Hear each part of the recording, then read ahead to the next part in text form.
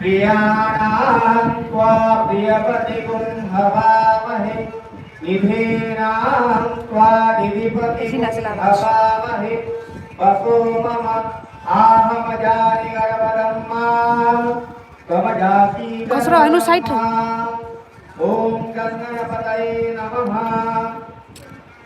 ॐ दीपं योति परं ब्रह्मं दीपं योति जनार्दनं दीपं हरतु मे पापं पूजा दीपं नमस्तुते ॐ दीपधाराय नमः ॐ कृष्णपदनामाग्निं नमः तव चरणारविन्दे प्रभु भक्तिपूतं पुष्पाञ्जलिं समर्पयामि नमस्कारं नमो नमः ॐ स्वस्ति प्रजाभ्यां परिपालयन्तां न्यायेन मार्गेण महीमहीषाः गोब्राह्मणेभ्यो सोमस्तु नित्यं लोकाः समस्ताः सुखिनो भवन्तु काले वर्षतु पर्जन्यो धरित्री सस्यशालिनी लोकोऽयं शोभरहिता ब्राह्मणाः सन्तु निर्भयाः ॐ स्वस्ति नः इन्द्रो वृद्धश्रवाः स्वस्ति नः पूषा विश्ववेदाः स्वस्ति नस्तार्क्ष्यो अरिष्टनेमि स्वस्ति नो बृहस्पतिर्दधातु सर्वे भवन्तु सुखिनः सर्वे सन्तु निरामयाः सर्वे भद्राणि पश्यन्तु मा कश्चित् दुःखभाग् भवेत् ॐ द्यौः शान्तिः पृथिवी शान्तिः रापः शान्तिः वनस्पतयः शान्तिः विश्वे देवाः शान्तिः सामा शान्तिरेधिः ॐ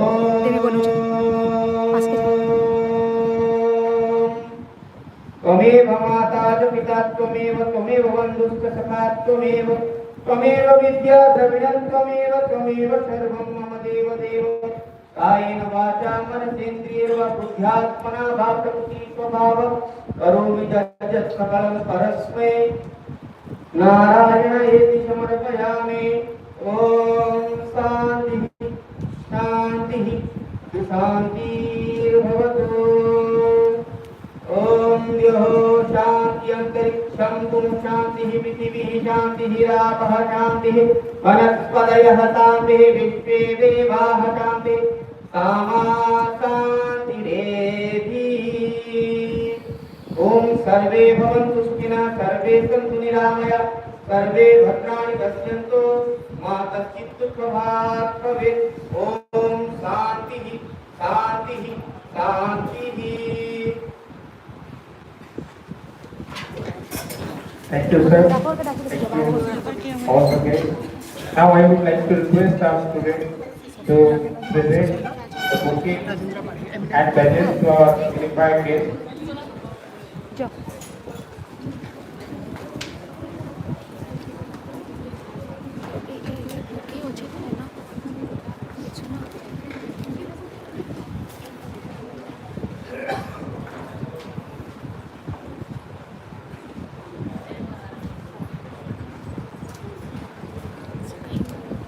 से फोटोग्राफर वीडियोग्राफर जिन नहीं थे लेकिन गुटे भी देखा ना देवा केन के भागी चल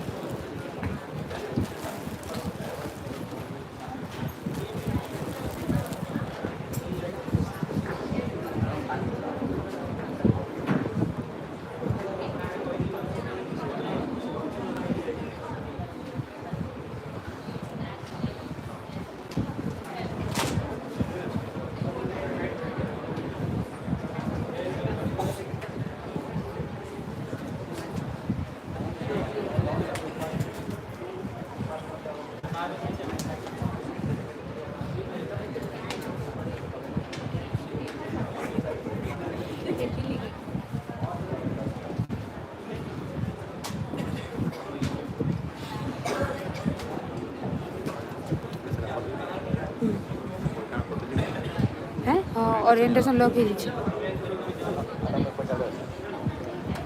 सर सर सीजन में वीडियोग्राफर फोटोग्राफर जो गुटे भी देखना चाहिए केते पूजा पाठ बोले हेतु फोटो भी खींचवा लोग नहीं ये तो लाइव आसबा ना फोटो भी जरूरी ना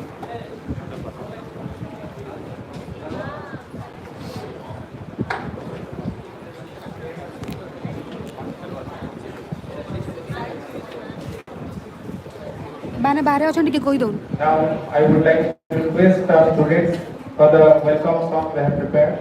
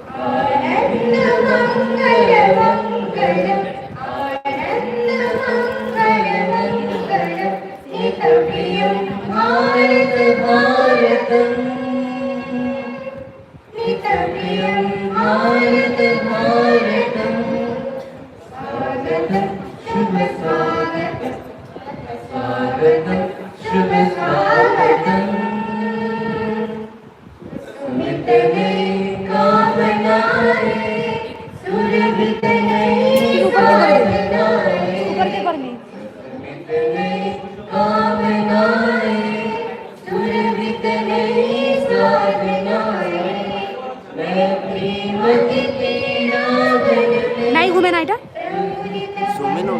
नहीं नहीं पछाड़ा भी देखा भी ना ऐसा नहीं हुए हाँ कहाँ से होगा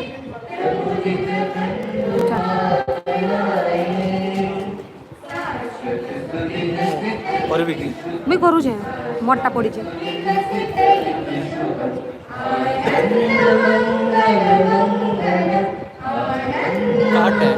मोटा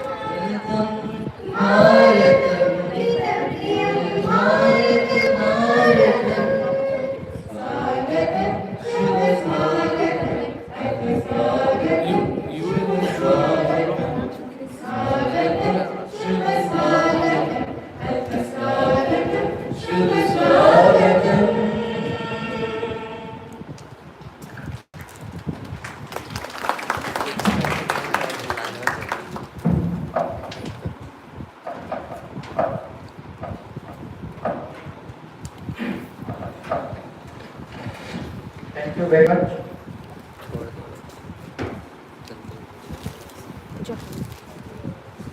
Netaji Subhash Chandra Bose Government College is one of the premier higher educational institutions and the only co-educational government college in the city of Sambalpur, in the district of Sambalpur. This 53 years old college is in a flowering stage with a lot of feathers in its cap and many success stories, offering PG in 6 subjects and UG in 19 subjects, both in art, science and commerce streams. This college is now the hub of quality education and home to many aspiring talents of this state. PG Department of English in NSCB Government College has established its reputation for quality education and outstanding results in the entire state to provide the students with better level of platform for their academic growth and personality development. Our department is constantly working with newer plans. Last year, we conducted a national seminar and a national workshop, 2 national events successfully, and this year we dared to conduct an international conference for the first time in spite of so many hindrances and criticism. With the able guidance of our esteemed principal, the chief advisors, the IQAC coordinator, and all the senior faculty members of the college, we could arrange this grand event with more than 200 research papers of higher academic excellence and innovative research. I am really very excited to be a part of this grand event and the organizing secretary of this international conference. I must thank from my core of heart to Professor Harivar Malik, the convener, the head of our department, all the teachers of our department, all the smart and calling students of our department, those who have contributed to this immensely to this grand occasion, grand conference. So now I would like to request Mr. Trilochan Kumar, faculty of this department, to introduce our guest briefly. We are actually running short of time. We had decided to start at 10, but due to certain reasons, we could not start. But anyhow, we have to manage because we have a plenary session fixed at 12 p.m. exactly. Online, the resource persons will join online. So that is why we have to make up the time. So I request everyone to start their speech. Thank you.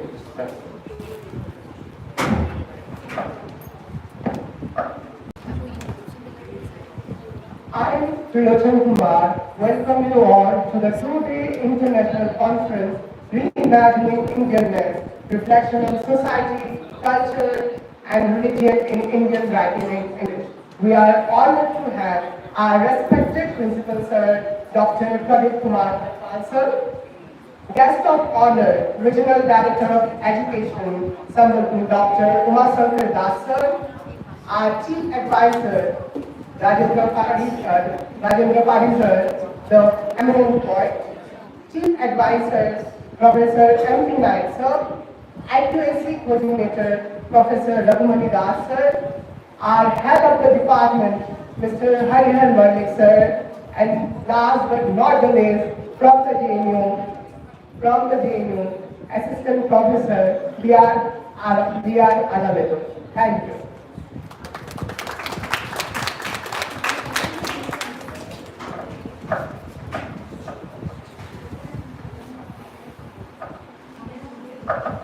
Now, I would like to request our principal sir to felicitate our keynote speaker and guest of honor today, Professor Uma Shankar Das sir,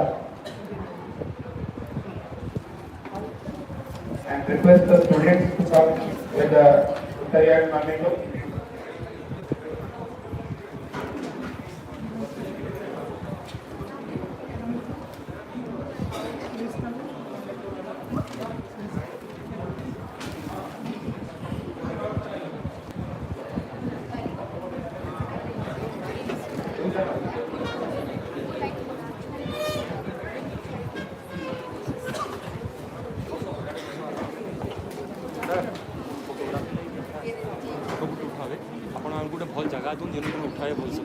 ଇନୁ ଭଲ ହେବା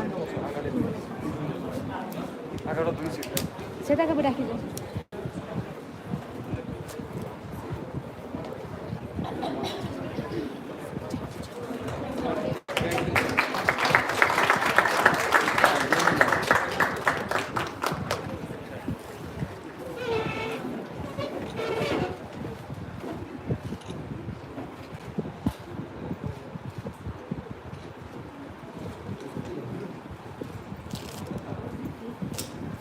I would request our convener, Sir Malik sir, to recitate Master Das sir.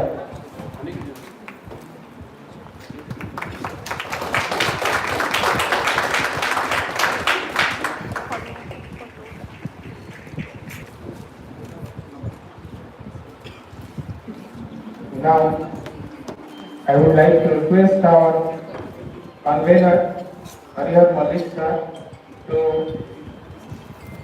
welcome the guest and introduce the theme of this grand event conference today. Sir. তুই মধ্যে আস তুমি কাছে মধ্যে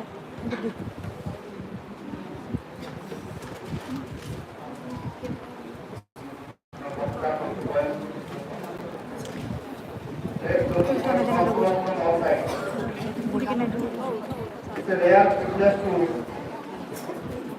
welcome you all. The Chief Minister of the esteemed guest of honor, Dr. Umakapur Das sir, esteemed Chief Speaker, Anand Nagan from JNU, invited guests, our Chief Advisor, Dr. Epin Naik sir, Dr. Rajendra Parik sir, invited professors, associate professors, assistant professors and many teachers of English and other languages, our dear friends, well-wishers and dear students. Since there is a paucity of time, I will very shortly introduce the topic, the main theme of this epic event. A month back, while we were gathered in our department, Dr. MP Naik sir was there, Dr. Rajendra Parik sir was there. I gave a proposal. Sir, as English teachers, we have been discussing Shakespeare and Eliot, Wordsworth, Shelley, John, so many, for decades and even for centuries. Why not the English teachers, English professors discuss Indian poets? Maybe Indian writings in English or any Indian text translated into English. Actually, I have been wondering about this matter. As a creative writer, I think Indian writers are very much neglected in India.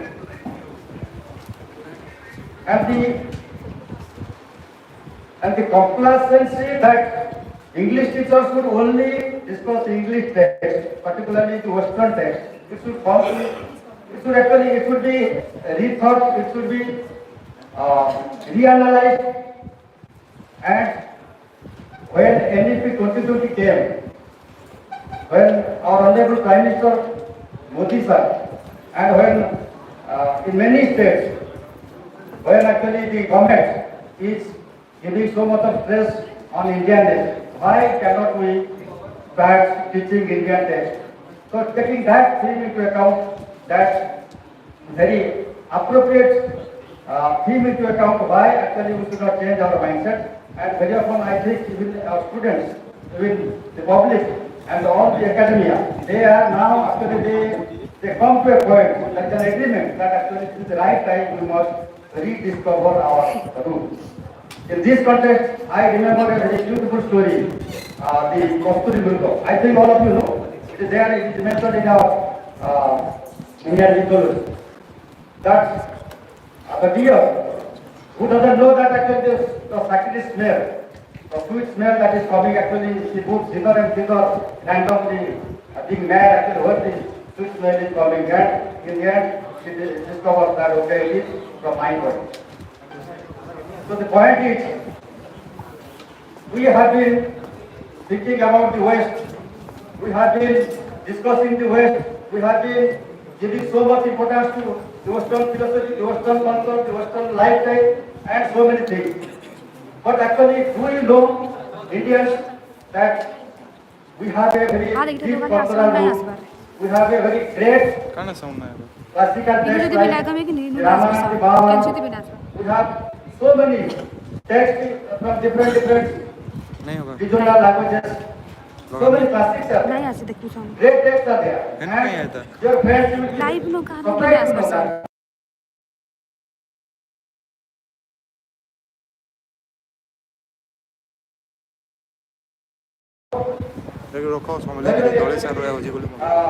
It is full of insight, it is full of humanistic attitude, it is full of so many great ideas that we can take.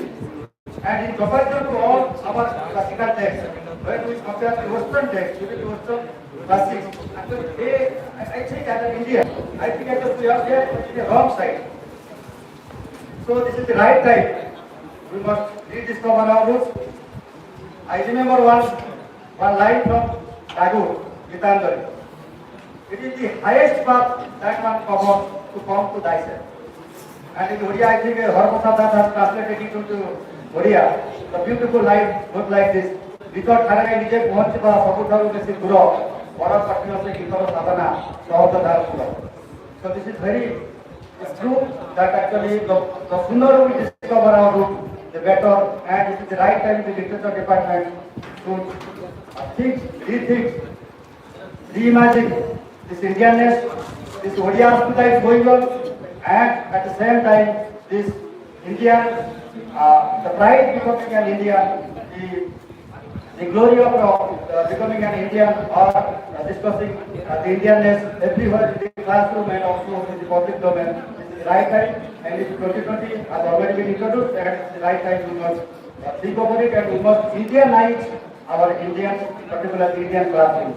So with this note, I welcome you all once again, and I am sure, I am very much confident that the academia, the intellectuals, the researchers, the great professors who have been associated with us, and they are eagerly waiting to hear many great ideas from their presentations.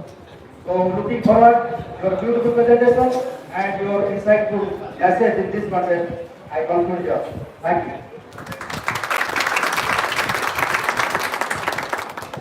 Thank you very much, sir. Now, the time is for inauguration of the journal, Netaji Journal of English Studies, that has been published with the articles received in the last national seminar. And I would like to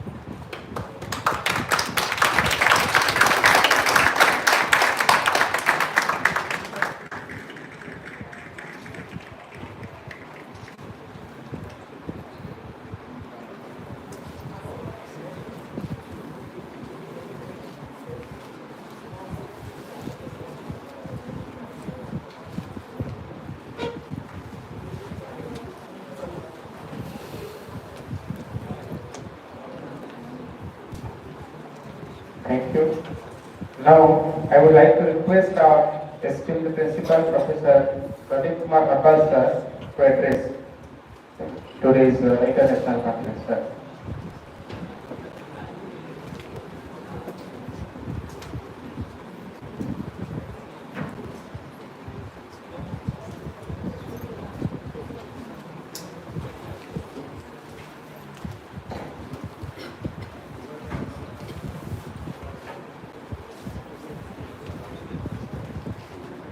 Thank you very much. After all, I would like to welcome you to this year's occasion of today's seminar. Respected Professor Dr. Umasankar Das, Regional Director and Guest Deputy Secretary. Respected Nayak sir, Padi sir, and Professor here along with the keynote speaker, and she will deliberate her expertise on the theme of the seminar. The esteemed Government IPC coordinator,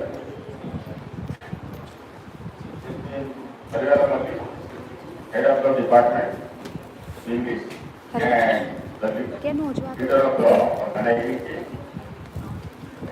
supporting member of the DICE, here participants and students.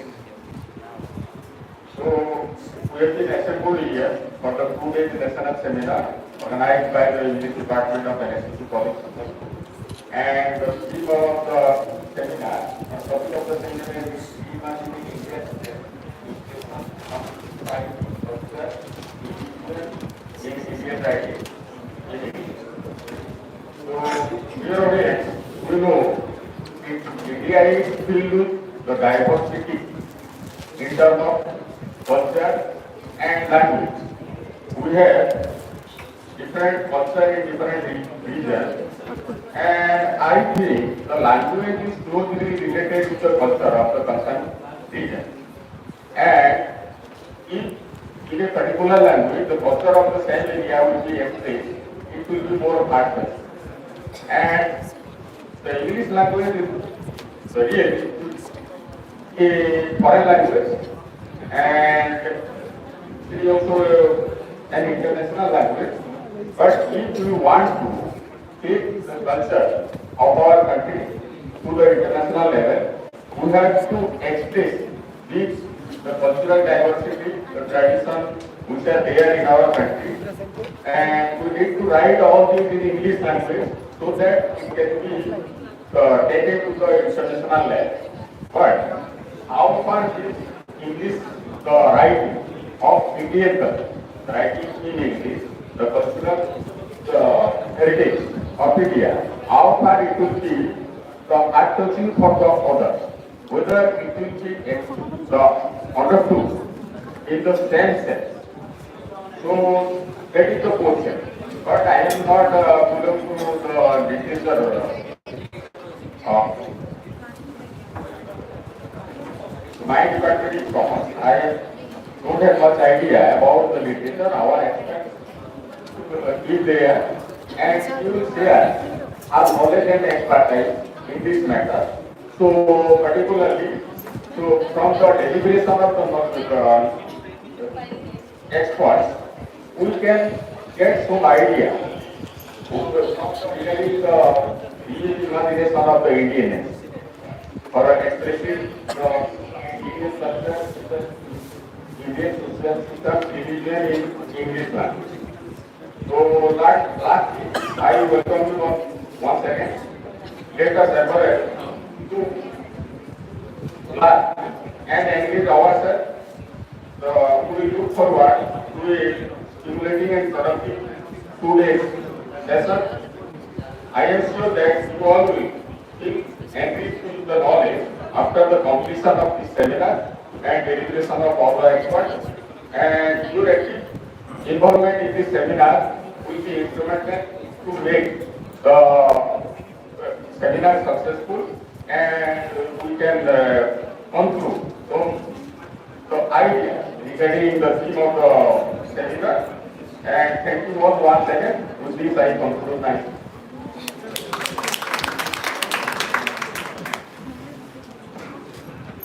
Thank you very much, sir. Now, I would like to request the IQSC coordinator, Professor Prabhupada Naik sir, to address today's international conference. Sir.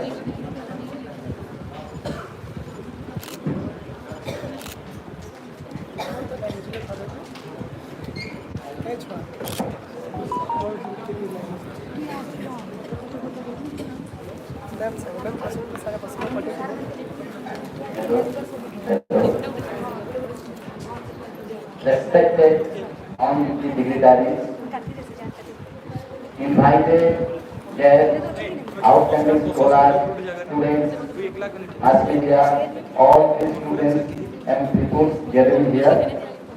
Maybe it is a very possibility of time to discuss regarding other matters, and it is our duty to focus our national learners. But one thing is that English is a very popular language known as lingua franca, everyone know that. But this word English, first of all, coined from European countries, especially German countries. England, E for England, native, general language of Irish, Scottish and Welsh.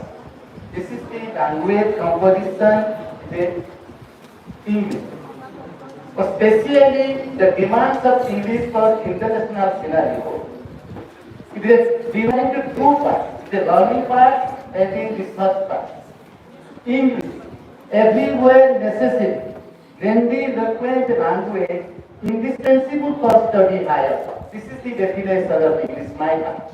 But English is a language, it is the first of all multilingual nation in a lingua franca of one. Interstate movement and communication is the base of this English language. We should follow all these things, and in a seminar here, this is read is a prefix after imagination. The read is a platform, such a platform, we should discuss only reinterpretation, rethinking, review, rewriting, everything to be review of our past literatures.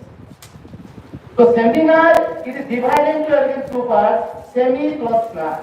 So you must focus on these things. Subject exploration, manifold interpretation, that is the same. And now should be new aspect of research to be discussed, because it is not only a reading center, it is a center of internationalized academic science platform. You should be focused to whatever in English. You just remember Thomas Babington Macaulay, the chief of the publication of Governor General of Law Department. Once he said, we should take a class of persons. English in India in blood and color, but English in text, in opinions, in moral and thinking. So this is the ambition the British started English in India, and for the first time, English education introduced in India for missionary school in 1813. 1 lakh rupee West India Company sanctioned for spread and dissemination of foreign language on Indian soil. And by the Macaulay minutes, properly English education introduced in India on 7 March 1835. And that day, from us, it became a medium of instruction. It's a medium of exchange. So our seminar purpose of this might be IEC, intense exchange of ideas. This is the only intention of this seminar, and due to lack of possibility and very makeup of time, I don't want to so much anything. Thank you all. Thank you.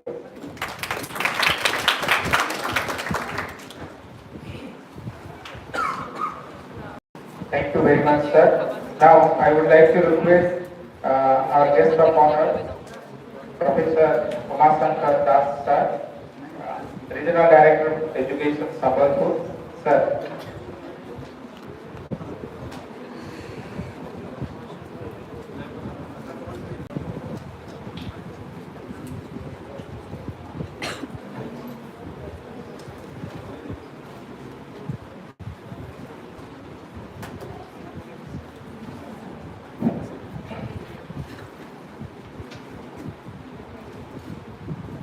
Respected Principal, Professor Korpal, the President of the seminar,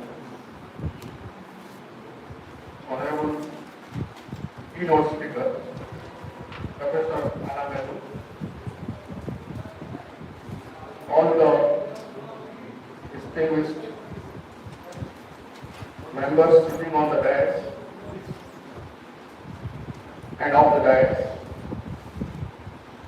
my dear students, media persons, all the invited guests. It's a matter of great pleasure on my part that this college has been relentlessly pursuing its academic pursuits over the years. Last time, I remember, they organized a national seminar, and today it is an international seminar in English. In fact, NSCB College in Sambalpur is a very notable institution, not only in this district but also in the whole Western region.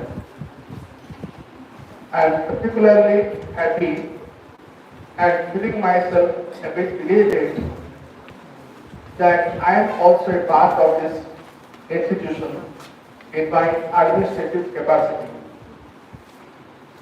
Now, the topic to see the Indian roots in English is a very important and a timely topic.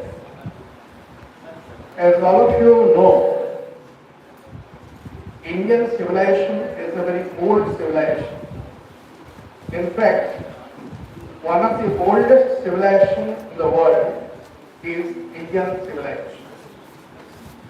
And the literature that India has produced is not only vast but also deep and rich in its importance.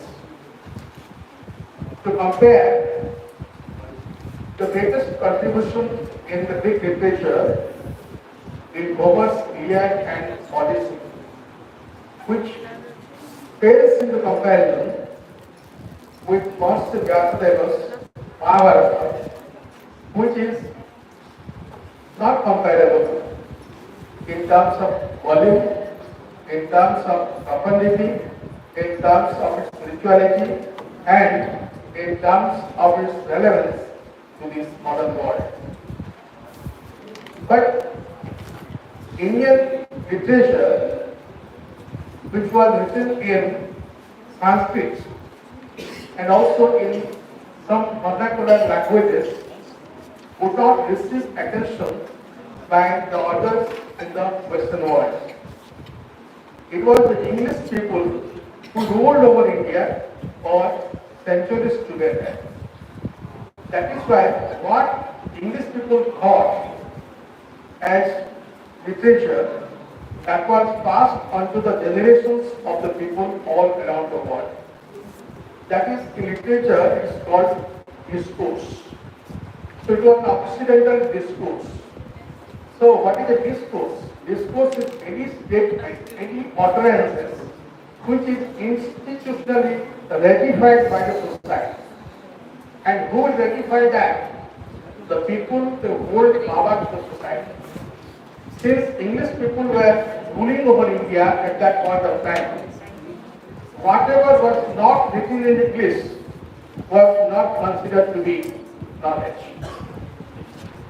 Though Radha Rammohan Rai is a master of Indian prose, I will give credit to an Englishman, Lord Macaulay, to which Ramon Babu informed to the audience. He was the man who inadvertently tried to bring Indian literature to the outside world. Just to give one example, at that point of time, James Mill was the person who was the father of John Stuart Mill, the notable economic professor at that time. James Mill wrote 3 volumes on British India, but he never visited India. But he had a very wrong impression about the Indians and the Hindu culture in particular. Hindus are semi-barbaric, they are deeply superstitious, and they have a very utter disregard towards human dignity and freedom. It was Macaulay, therefore, he tried to educate the Indians in terms not in their language, but in the language of the British people. So we have to create a class of people who are Indians in blood and color, but English in taste, opinion, and intellect. Therefore, what Macaulay inadvertently created a class, the middle class, that in fact helped India for national freedom afterwards. Bankim Chandra Chatterjee, Ranade, to Vivekananda, Aurobindo, many such luminaries, they wrote in English, and they were all higher ranked speakers also. If you read Aurobindo's Savitri, or if you read Vivekananda's selected writings, or for example, Nehru's discovery of India, you will find the importance of religion, culture, and Indian society, which were written in English and were given to the English people all around the world. So, a group of Indian scholars, thinkers, they were poets, they were prose writers, they were philosophers, and there were many academicians who tried to write in English and make all the world aware of the heavy Indian literature which was present hitherto in the vernacular or the Sanskrit form. Therefore, the English literature which Indians wrote, in fact, has a deep relevance today because it caters to our own cultural roots. It caters to our value system. It caters to our Indianness. The trio during the freedom struggle, that is Rao, Arkenarayan, and Mukad Anand. If you wrote their big books, you will find they have been writing on the social system and about the caste oppression, about the social evils, women subjugation, and also how to make India free, taking into account India's cultural and moral roots. Therefore, this seminar will help the students and all the participants to know more about this India from the English point of view, because many literature which has been written in English by the Indians, the students will be able to know about it, because many of the students who are the students of English literature, they do not know what is originally written in Sanskrit. So this is a platform which will help the students know about the deep Indian knowledge and make them aware of our own value, culture, and our sensibilities. Thank you.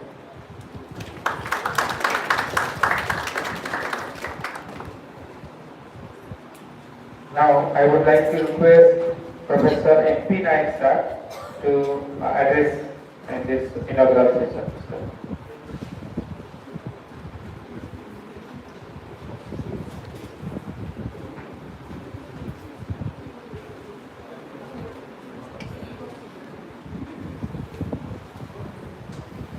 assistant principal, and most great personality here, Dr. Elemental, and other faculty members, dignitaries on the dais, loving students of the NSCB, and guests. It's a great pleasure that I have been associated with this grand event as one of the advisors with my co-advisor, Dr. Swati, and it's a pleasure that I could mix with the youth for some days, and I have seen them working so hard and so meticulously to give a good shape to this international seminar. In fact, they have proved their efficiency in the last national seminar. I wish this event a grand success. Thank you all.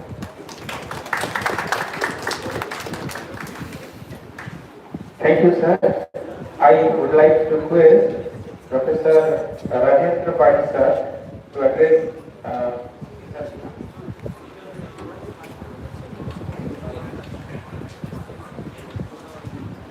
I skipped the principal of NSCB College and India's Congress International Conference, which is taking place for the first time in the Western Odisha.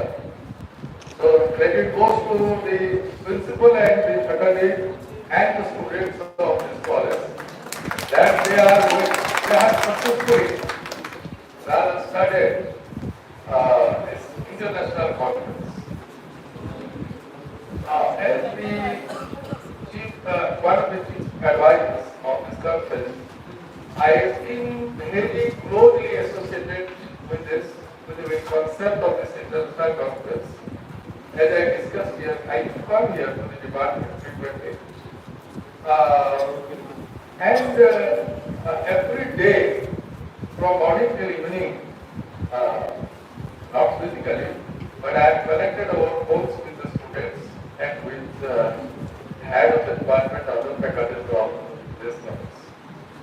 So the students have worked very hard, and I got a message in the WhatsApp today from Rahul that they left the college at 3:30 early morning.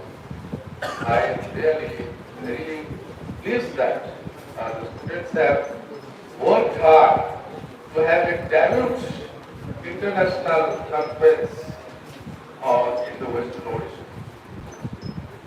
One more thing I would like to say on the topic that this is a very wonderful topic to rethink whether our Indian writing in English is Eurocentric or there is something that we are discussing as Indianness. And it has created us a platform to rethink whether to celebrate the milestones of the Indian writing in English and whether we have to embrace the future of the Indian writing in English. That is a question whether we have truly followed our tradition, our form and our structure, our style of Indian writing, or whether we have lost it. We have made our writing Eurocentric. That is to be thought over for the 2 days, and I welcome you all. Thank you. Thank you very much, sir. Now, the time is to listen to the keynote speaker, Professor Dr. B.R. Alapur, Madam from Jawaharlal Nehru University, New Delhi. I would like to request Madam to address the keynote address. Thank you.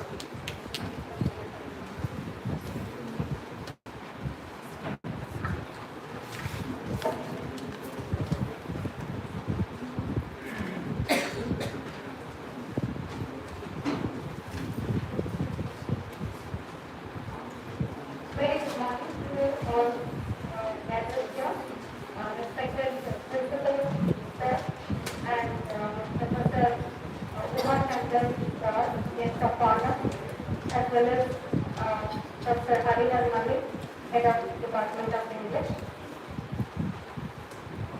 colleagues, and participants who have joined online as well as plenary speakers who have come here, as well as my teachers and students who are online and offline. Very good morning to each one of you, and special thanks to the Netaji Subhash Chandra Bose Government College, PG College, for inviting me here to deliver this keynote address. I consider it as an opportunity and equally a daunting challenge to stand before you for the keynote address this morning.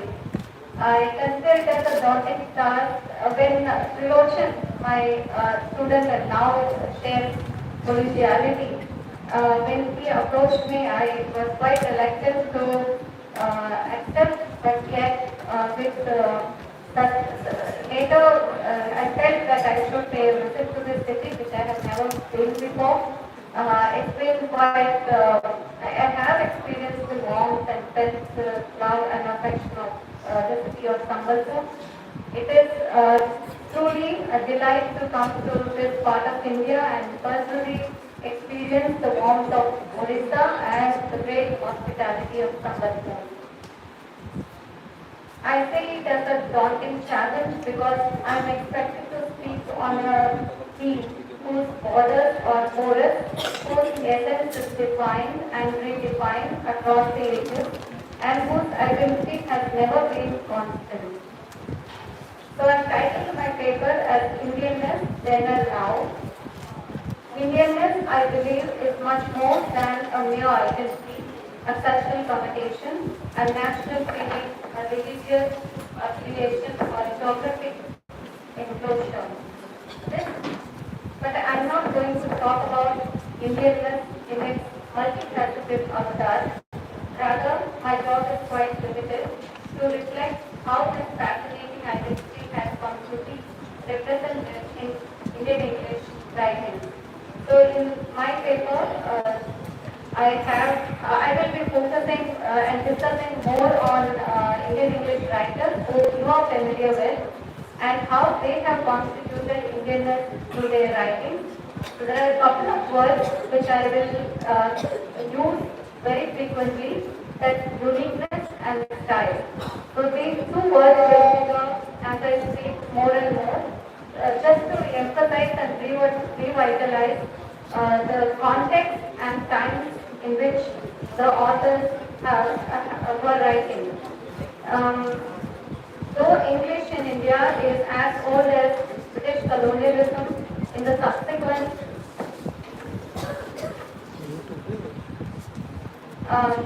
going back to the early 17th century, the first English novel authored by an Indian author appeared only in the latter part of the 19th century.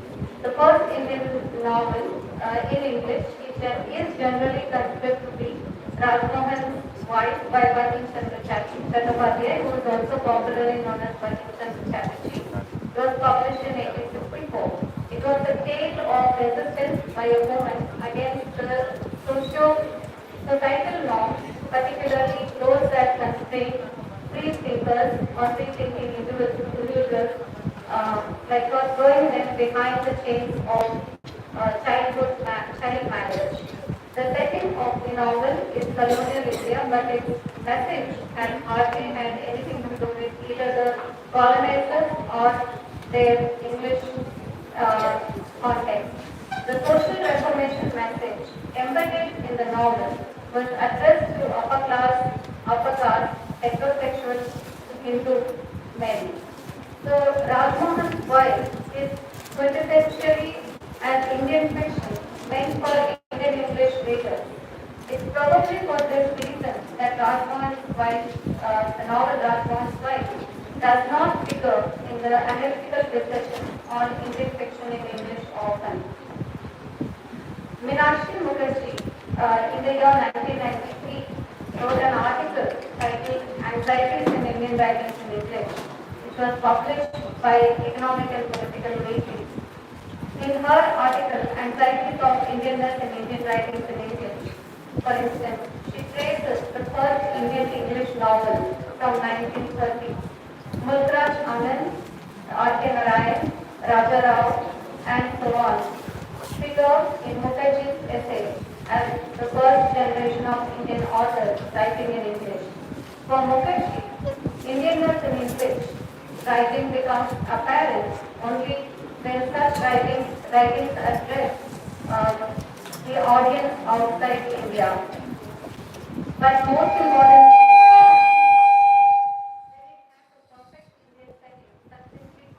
convey to English audience who are equally implicated in that setting. So Mukherjee considers Anand, Murtaz Anand to have authored, to have inaugurated Indian writings in English, as if writings perfected the setting, conveyed a succinct message, and convinced his readers of distinct Indianness. Anand's Untouchable 1935, Cooley 1936, and Two Leaves and a Bud 1937 depict three different social evils conspicuously visible in almost every part of colonial India.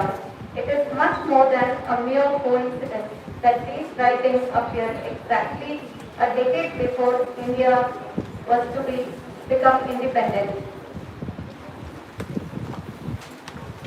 Independent nation. Anand's writings had a message for both the English colonizers who governed this vast subcontinent for around 3.5 centuries and the native leaders who were getting ready to start their democratic reign.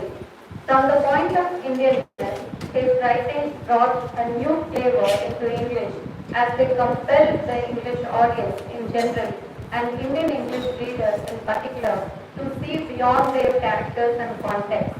Besides Anand, R.K. Narayan, Raja Rao, whose views I have already mentioned above, Kushwant Singh, Anita Desai, Dilip Chitra, Arun Pulaskar, Amrita Pritam, Torudar, Sarojini Naidu, Kamala Das, Jayanta Mahapatra, Arundhati Roy, Jhumpa Lahiri, and several others in the recent past need a special mention for introducing the English West to the Indianness and vice versa. Narayan's Malgudi days needs no introduction, and so is his Bohemian strength, where the innocence reverberates with profound wisdom. If there is one distinct characteristic of Narayan's writing, it is his ability to universalize the local, the precise reason why Malgudi remains so prominent. His characters, geographic setting, and social-cultural context are all necessarily Indian, but have drawn the global audience because they are able to personally connect with Narayan's portrayal of humanity, intimacy, and universality of pain and pleasure.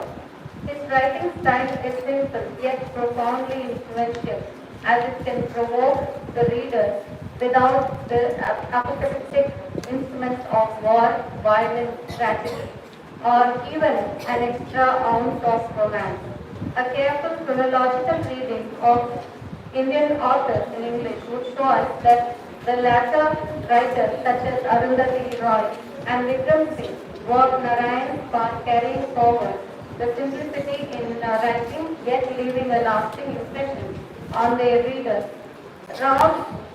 Rajarao Kantapura remains a vivid memory, brought Indian philosophy to bear on English prose. He drew mythical characters into the present, thereby using the past to explain the present. Unlike Anand and Narayan, his contemporaries who set their writings in socio-cultural context of their time, Rao uses Indian philosophy as a context to discuss the challenges of his time. His novels and essays vividly paint the picture of the day-to-day struggles of ordinary people against the colonial rule. But he does this through the advocacy of minimum freedom as universal necessity, thereby avoiding the noisy pitch between the East and the West. His style of prose presentation, combined with philosophy and mythology, helps him to overcome the civilization chasm between the East and the West, the colonizer and the colonized, and the ruled and the ruling class. His indelible signature in English writing remains as an imprint in the areas of culture, religion, and spiritual brotherhood. Coming from the Orient, this is definitely a distinct mark of Indianness that goes beyond binary opposition, which is marked by Western intelligentsia. Kushwant Singh was a lawyer, diplomat, journalist, and a literary figure known particularly for his novel, Train to Pakistan. Given the multifaceted assignments he brought to his English writing a unique blend of experience, imagination, and innovative ideas. Having been born 3 decades before independence and lived a considerable time in post-independent India, working in various capacities, he had the unique opportunity to experience and comment upon the colonial and post-colonial Indian challenges and opportunities. Singh did that literary job with utmost sincerity and humility, but without losing sight of humor and wit. So one finds in Singh's writings English rich repertoire of distinctly Indian English vocabulary and a unique contribution to the functional English of modern times. He maintained a fine balance between journalistic commentary and literary picture without allowing either of them to dominate the other. Anita Desai was born in 1937, the year in which Anand True Leaves and a Bud appeared in print. Her writing stands on the other shore and they typically depict the eye-capturing imagery, dramatic episodes, and distant fictional style. Her writing style is thought-provoking and at times contentious. She has a particular interest in children's literature and I suppose Desai's children's contribution to children's literature is quite unique. And Philip Chitra, born just a year after Desai, wrote in English and Marathi. He was known for his versatile poetry in both the languages. His writings explore the themes of exile, isolation, self-disintegration. Arun Kulapkar, born during 1930s, wrote in English and Marathi. Resembling Chitra in many ways, he also published poetry and prose in both the languages. Besides being an acclaimed author in post-independent India, Kulapkar was also known for his painting design. Counted one among those who were fully convinced that English could be well adapted to present Indian realities without any distortion. Kulapkar experimented immensely with the language, making in the process a unique to the evolution of English as a modern language. His distinct, in fact Indian English, his distinct style of writing combined both poetry and prose effectively using an attractive imagery both as a depiction and a thought process. Amrita Pritham was born in colonial India and as an adult witnessed the partition of India, which left an indelible mark on her writing. She was quintessential in both Indian English and Punjabi. She is considered a towering figure in Punjabi literature as she represented it for global audience. Her writing is an impression. Her writing left an impression that she was an activist voice in Punjabi, but gently speaking to global audience in English. She delicately navigated between the modern and postmodern masculine and the feminine, peace and violence, national and the global. Hers is a unique Indian voice that made English speak with Punjabi and vice versa. Guru Dutt, considered to be the first woman writer who wrote in English and French. In a short span of her life, she gifted the literary world with her beautiful poetry that touched the sensibilities of love and loss, and mythology. The Indianness that thus introduced to the world includes love can exist amidst agony, loss can be celebrated without having considered equal proportion of pain, past mythology as an enabling tool to face the present challenges. Such views traverse through the Anglophone and Francophone literature, carving a new identity for India. Sarojini Naidu, an equally aspiring personality of colonial India, striving for her independence. She was a poet, politician, feminist activist, and a constitutional thinker, efficient administrator, and a rights activist, all neatly woven into a single personality. Her poetry, uh, by the poetry collection, The Golden Treasure, is a memory pick for all students of English literature in those days, even I suppose today. Her distinct contribution to literature lies in her unique ability to depict nature's beauty through the allegories of fully Indian character and imagination. Her poetry presents the picturesque of Indian settings to the global reader. Kamala Das, who wrote candidly about sexuality, gender discrimination, and violence against women. She also focused on her writings also focused resisting the superstitions and outdated social norms of patriarchy. Her autobiography, My Story, attracted undue criticism for being outspoken. Das holds the credit of introducing radical feminist thought and Indianness to English literature and writing. Jayanta Mahapatra, who was born in 1928, had a long and successful career and in Odisha, as all of you are aware, and passed away in 2023. He wrote on social justice, human relationships, cultural domination, and nitty-gritties of mundane life. Hunger and poverty were, as social themes, dominated his writing, highlighting social character. Go on to represent his identity of Indianness. Arundhati Roy, known for her semi-autobiographical text, Lord of Small Things, stands as the radical voice of our contemporary literary times. In many ways, she reinvents literature to suit her political logic and uses it as an effective instrument to meet her non-literary goals, if one can deploy that term.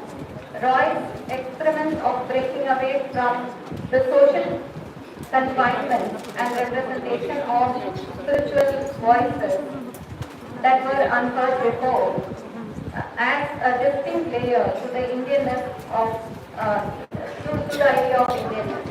Jhumpa Nagari, last in my list, a diasporic Indian writer, writes on themes such as displacement to intercontinental life and multiculturalism.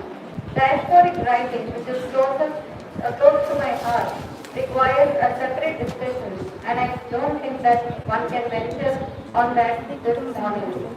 But what needs to be emphasized is that the Indian diasporic writers introduce a unique blend of possibility of Indianness to the global readers.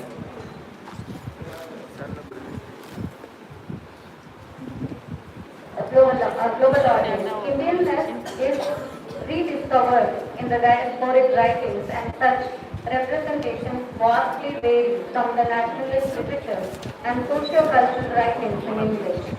Translations in English from the vernacular into English has proliferated over the last many years. They richly contribute to the idea of Indianness.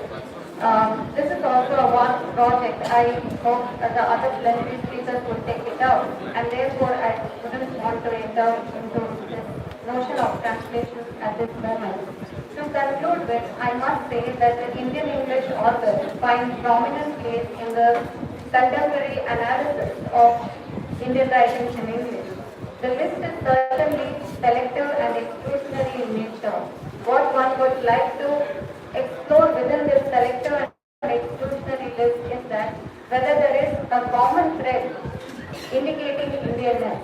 The answer seems to be both yes and no. Yes, for the reason that they all wrote in, most of them wrote in English and as well as in their regional languages. It is no because the writers did not maintain a deliberate thread of Indianness. If one may understand Indianness as an evolving term from time to time, their representations were cliched. Similarity is hard to find as because of its diverse cultures and languages.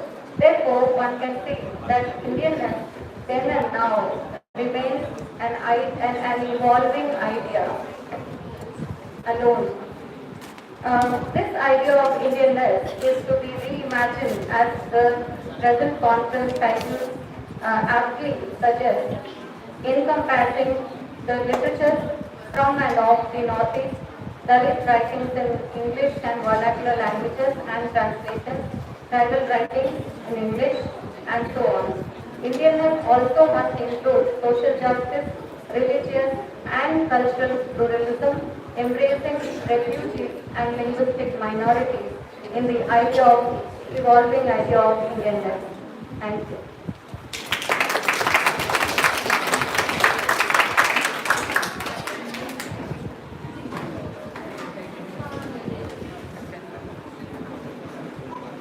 Thank you very much, madam, for your exhaustive ideas on the topic Indianness, then and now. We are very much thankful to you for giving your time, coming long way from Delhi to this NSCB college. Now I would like to request Mr. Satyaranjan Bhoi for a brief vote of thanks, then we'll move for the plenary session. This inaugural session will be over.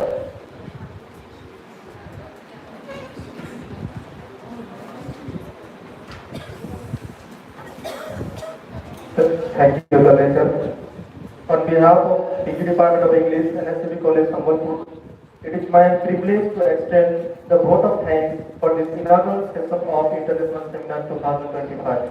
First and foremost, I wish to extend my deepest appreciation to our Chief Guest, Principal Sir, for his valuable time, and Guest of Honor, RD Sir. I extend my heartfelt gratitude to our keynote speaker for this inaugural session, Dr. B.R. Alamelu ma'am, whose enlightening address has set the tone for the meaningful discussion. And last but not the least, I would extend my heartfelt thanks to all the participants, professors across the college to make this event successful one. Thank you.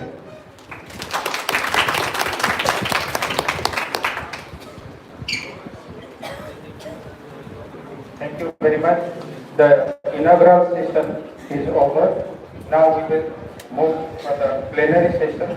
We have Professor Jidevi Prasad, the first speaker of the plenary session. Professor Jidevi Prasad, writer, critic, translator, and former professor, CES, Jawaharlal Nehru University, New Delhi. He will give the talk online. And we have another speaker for the plenary session, Dr. Yuing Liang, School of Foreign Languages, Hezhou University of China. So we will move for the next session.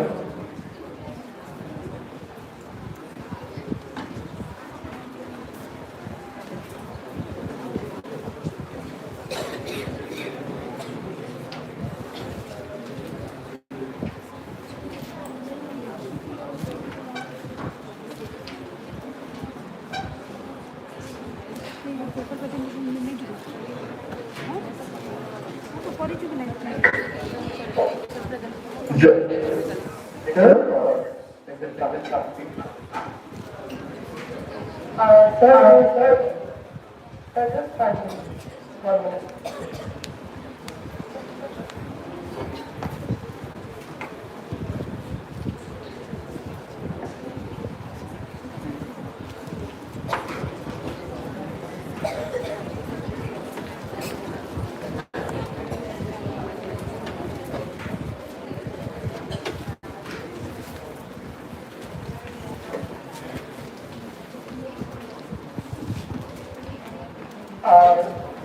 Greetings everyone. I am Srilochan Kumar, faculty at NSCB College, and today I'll be moderating this plenary session. I would like to request Dr. LP Naik to chair the session.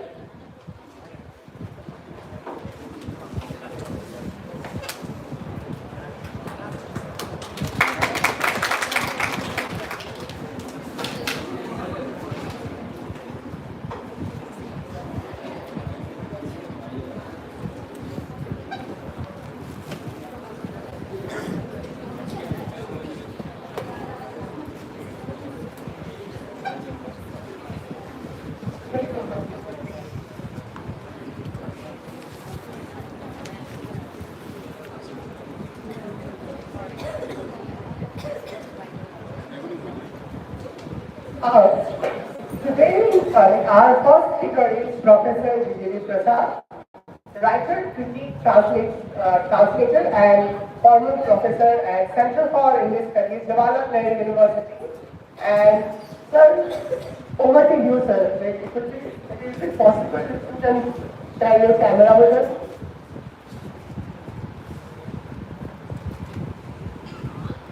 Thank you, sir. Over to you, sir.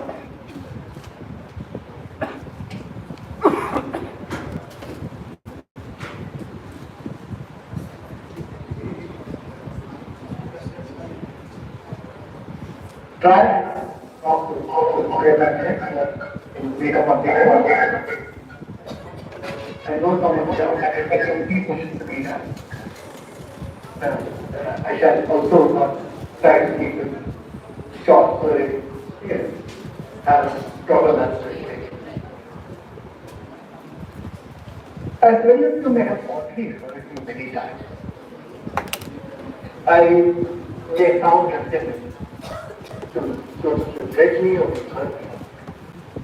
Because it's something that I've been working on since 1980. Indian writing in English, Indian literature, etc. So let me therefore start off by talking about the term itself.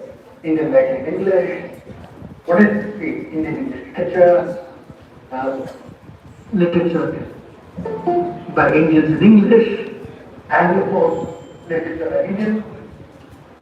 There are thinking that we have already done on around.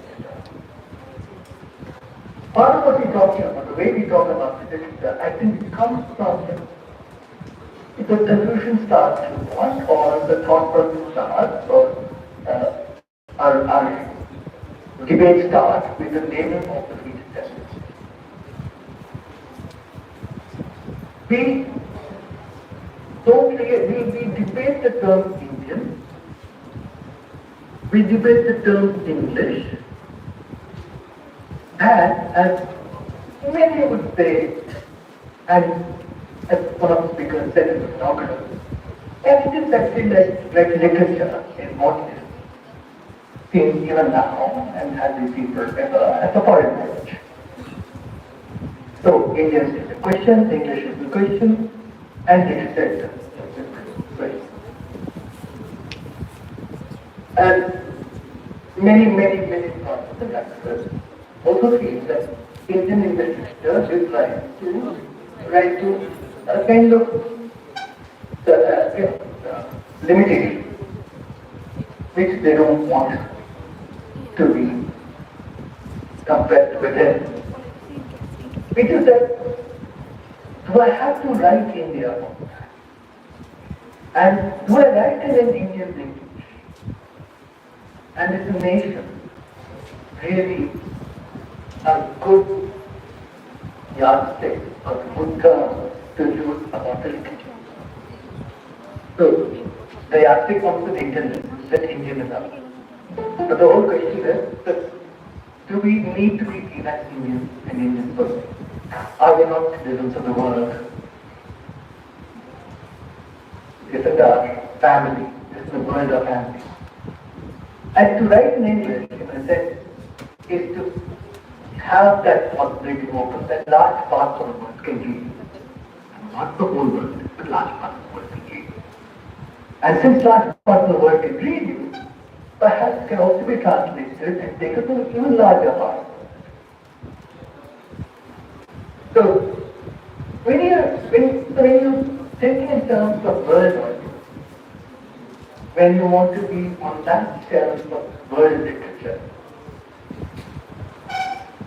you know that that shelf will contain mainly books, literature, or translated from English. So, when people ask me, why is this question raised again and again?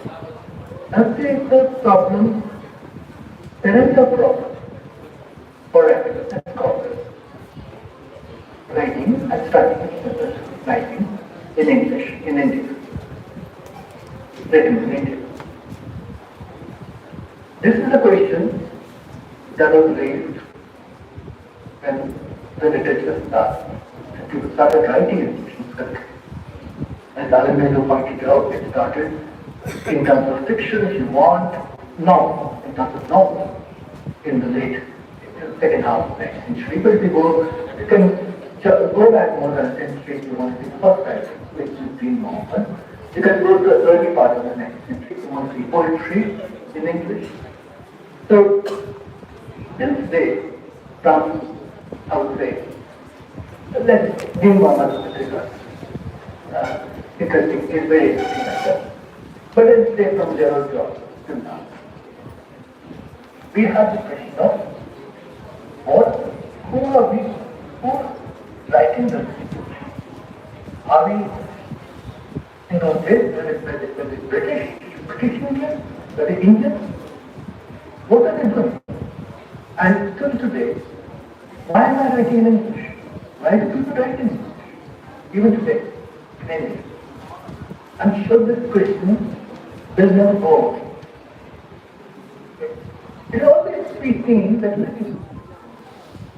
our languages belong to people of different regions of the country. And languages that don't belong to a region of the country, how do they belong to the country? Why would we write them? How would that be Indian? And people think I'm making too much of an answer, that people ask these questions, parochial, one-sided, etc. I say, no, not really, no. Seriously. You're a narrator. You read Odia literature. You read Odia literature. You talk about Odia literature. You write Odia literature. You worry about being Indian. You want to talk to the Indianness of Odia literature. That if you talk to the Indianness of Telugu literature or Marathi, no. The question does not arise. And that's part of the paradigm of this seminar. If you look at the themes that are the thing is, these questions come as to what is to be Indian come only when you are talking about English. What does it mean? I would suggest here that it is the nature of the beast, as I started with how we started and want to reinforce it, that's the nature of the beast. You write in English, you write in English here, or you study in English, you're looking for what is it. So, most writers, whether they work for after they do it consistently or whether they break away from it or not, they are most of the time thinking about everything and reaching the notion of nation. How I partly this is again because the Odia writer knows his audience in Odisha. Telugu writers are two states of the right one. Tamil writers write to Tamil Nadu. And Gujarati write to Gujarat. So when you know the audience and the regional location, you can write with a certain understanding of sharing knowledge. the chant culture. But when you write in English, your audience is across the country. The audience does not have the same experience, but same chat with cultural references, even the political references are very different. So you're all the time worried about how do they understand, how do they address people across the country, how are they addressed. And I said, look, I'm not actually really active with some nice things about this all the time. But it's there in the institution, is there some of them. They're represented. And everything that they do is very So, when you address the nation, and when you are right about the nation, talk to the nation. You're talking to the nation, you're talking about the nation. That's what I mean. So, your audience across India, I'm not going to smile at them, but 1940 so across India, and you're writing about it. Whatever you're writing, so this is one, Alvaro mentioned Arkansas. So, an interesting quote from a Pakistani cricket back. So that such a belief exists in every part of Pakistan as well. Such a Malgudi is not a small town. The smallest town of Malgudi is in all parts of it. How that possible talking to the sector just give you a support. It's the English language. The English language is allowed. And English language is somehow moved Malgudi from its imagined location. In fact, even that is, let's say 2008, it's somewhere in South America. If you talk about it, it's somewhere in South America. So people are sat down in workers, it's not going to fit this specific location, but there it's so writing in English discloses the place, even as the location so carefully. As Almeida pointed out, I'm sorry, he's also thrown the mind sometimes on his social media, as Dr. pointed out, and I came out at that. This business of Indian addressing religion, addressing identity, sexuality, all these things. Because seriously, you can talk about the nation only if you talk about a particular location. It's from that location that the general that you're so located and you're talking to people who are in different, you know you're talking to people who are in different locations. And the business of being Indian, why you get something, is that when you say, what kind of Indian am I? I'm Indian, right? What kind of Indian am I? What happens then is that you start defining the Indianness in terms of identity. I'm an Indian from Tamil. I'm an Indian from Gujarat. An Indian from Gujarat who lived outside Gujarat or who lived where has the lexic? That you talk in terms of who you are, where you're from, what is the technology. You belong to a tribe, which tribe you belong to, what is that tribe you, what are the political circumstances in which you are born, when you are born, and then how they change, all that impact on what impact has tribe on you. So identity becomes very important. And that identity becomes important, education becomes important, language politics becomes important, everything comes into it, right? Everything comes into it. And that is what we need. And that is what we need. Right? So, and Oriya Leksa may do the same.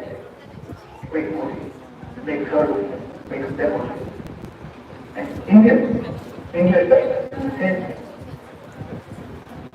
talking English, but stop talking English and being aware of audiences outside aspects in your Indian. So that then becomes Indian. It becomes Indian as an argument ultimately because of the nature of the language, the English you're writing it. When you start writing a specific location, located in a language linguistic culture, in all of our states, there's all linguistic culture. Located in linguistic culture, you are expressing in English, you translate. And then automatically all Indian linguistic culture, it can be read as such. And you are translating it in English. Then it is dislocated. So, as you are writing, when it is located, you are also talking to an audience located in a language that translates the location for it to be understandable across the country. So, English. And therefore, the nature of language, English, is different. Because not just we are Indians, we speak English differently, right? English differently. So that's one thing. Language will change when you go to another sky, as Pastor said. But more than that, it is the fact that you're translating from different locations, from maybe a multiplicity of languages. You can Mumbai, maybe Marathi, maybe Gujarati, Hindi, all coming into English. And sometimes untranslated will be there because it's not adding color, it is to locate more clearly. This is where I look at the differently from the election committee. The election committee thought of it following up on the idea from one of our joint classrooms to be anxious to do this. And so that's good idea for the time of it. But my problem was that my position is now. I don't think they're so anxious. It is the very fact that they are writing English in India that makes them talk, bring in the location, bring in the language, bring in, and also have to explain because we don't understand each other across the country. We have no idea of different countries. We have no idea of food across the country. Things are written about. So if you don't know, you have to explain each other ourselves all the time. And this is part of it. Make sound as if we are simply being native and formal and writing anthropological fiction for the outside world, that we are writing for Westerners, that we are writing for, the Anglo-American world, etc. Unless they writing for that market, it's not good for us. That's not the way to look at it. We do not to write perhaps if they think about it. So most of us actually, most Indian writers, write for audience in India. And remember, if I talk about a food item, not Tamil, Punjab, it may not be understood by people in Kashmir. And if you feel even a Portuguese about Kashmir, I don't think anybody Tamilians or Kerala understand it immediately. When you talk about food items, we won't even know. That's what happens in Western. I think Indian food items, we won't even know whether it's a sweet or a savory taste, and what's the taste, what does it look like, when is it eaten. So sometimes in this sad knowledge, because of Korea trying to let Korea audiences can signal certain things by just mentioning a food item when we serve as a presentation. English understanding. That explains it. There are many things not add to the unit that the writer can take for granted. in a sense of grammar meaning that if they want from the reader to get the reader hooked and interested in the word, the reader should be able to Google this word and find out what was it. What was it? But sometimes we don't want them to Google, we want them to understand and carry on in the reading and to put that in the interpretation. In the reading it's the not, second, and then and not afterwards thinking about it. It's like a Google. It stops the flow. You don't want to, if they're doing it well, you don't want them to do that. One reason that people don't do the flow. Okay. So, this question of talking about what is Indian listening literature doing now, I would say Indian literature, what it is doing now, is something it has always done, as Dr. Nandel pointed out. Always talk who can get more spiritual or religious and radical? Who can get more social, more basic about anything to look at? But in terms of ideas, it's what happens is that more and more people are. There's a diversity of the plurality of voices from across the country, talking from specific locations. Over the last 20 odd years, you heard so much from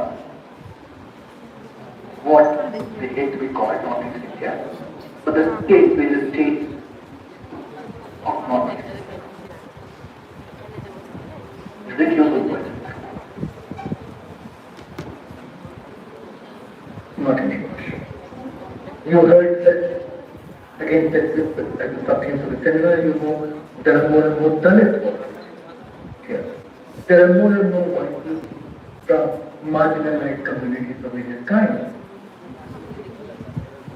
It becomes it's actually interesting to read popular literature in English now, or what is called, again, like genre literature.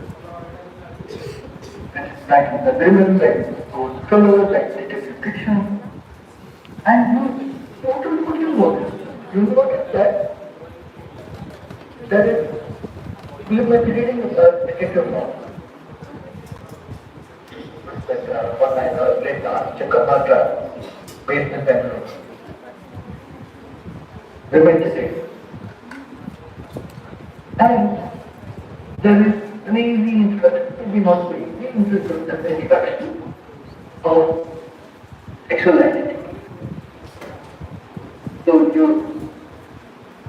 you think of, okay, they make you think about all the LGBTQ, questions. Drama, then Mahesh brought in the whole thing across this. Of what is seen as masculine, what is seen as feminine performance. What does it mean to be gay? These are things that you find more and more when you're reading across all the genres of literature written by used in English now. So you will find, and you always found, literature that questions the nation, interrogates the nation. But it does it in English. Okay. So when it does that in English, what it also does is to reinterpret it. Not losing sight. It means interrogating various things that happen in India, and therefore interrogating our being properly a nation. Yes. That is also the urge towards both directions. To say how India should be. So if you want to say how India should be, this is another thing, the nation. So when people ask, what are the questions? What are the right thing is actually still the cutting. And I was asking her that reading, seeing the poets, because I learned a lot of poetry, seeing the poets ask the same question again and again, different generations of poets thinking that they're doing something for the first time. But, and why do they ask the same question? And Dr. Mukherjee told me, but Prasad, every generation needs to ask the same question. Every generation needs to ask this question, you can find it answer. I said, yeah, but the answer seems to be the same. As well. And she said, yes. But they discovered it for themselves. And that is home. So when I see things, something on Indianness, one immediately say, all right, same question, but same answer, but a new generation thinking about it. I know I took the Indian reality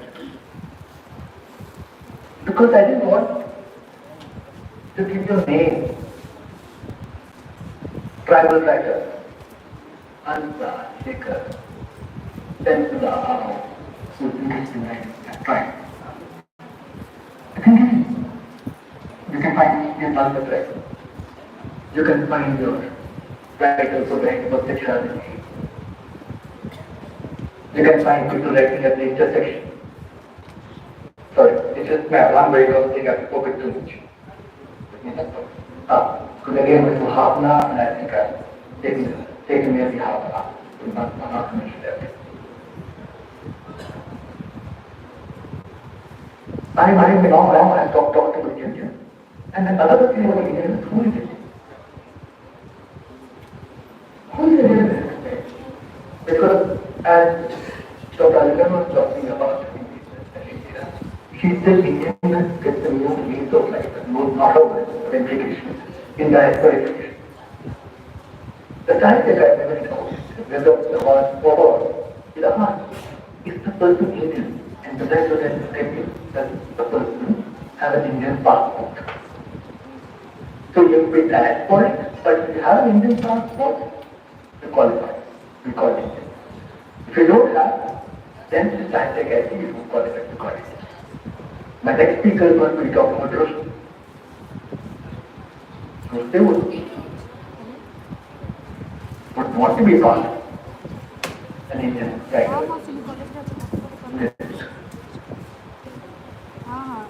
He's always protected himself as an Indian writer. Time take ID, you that we have an Indian passport. And when you go into the second generation to that will be called Indian. Interesting question. So I talked with India. And the Indian was there. What Indian was what was not any Indian was or Indian field. It's Indian.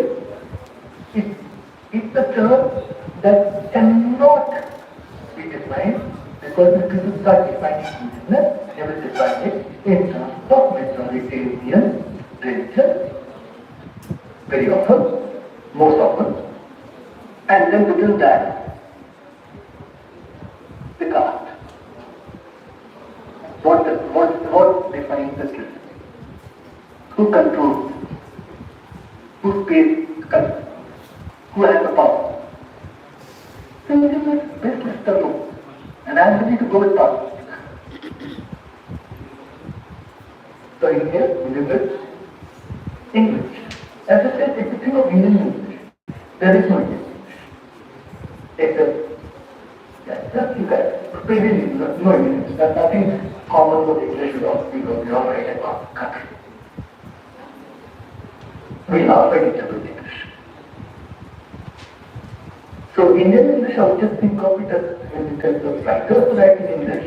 I would say a language is always evolving, not language is always evolving, but language is always evolving in specific locations in terms of how different generations, the kind of language are discussed. So it's a language instruction. Literature, so that I would say is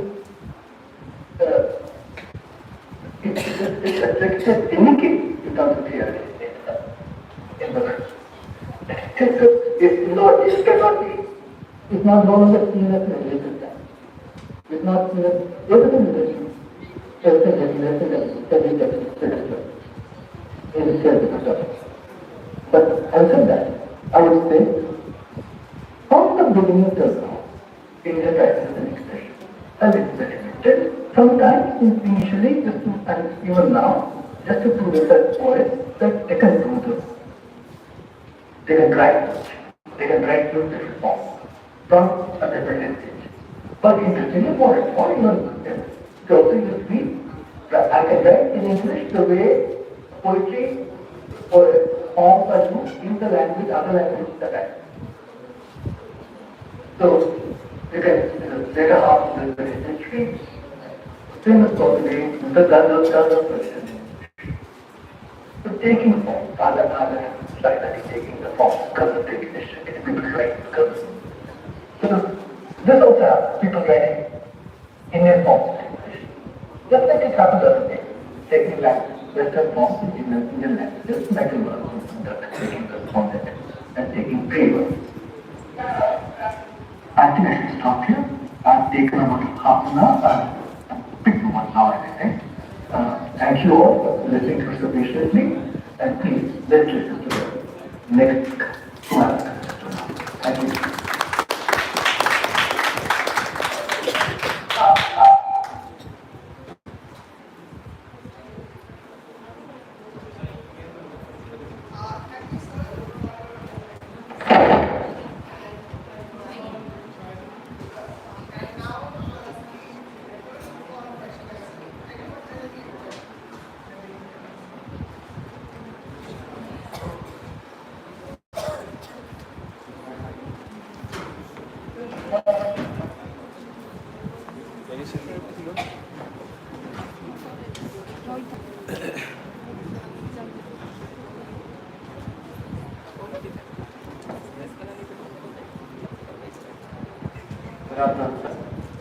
I have a question.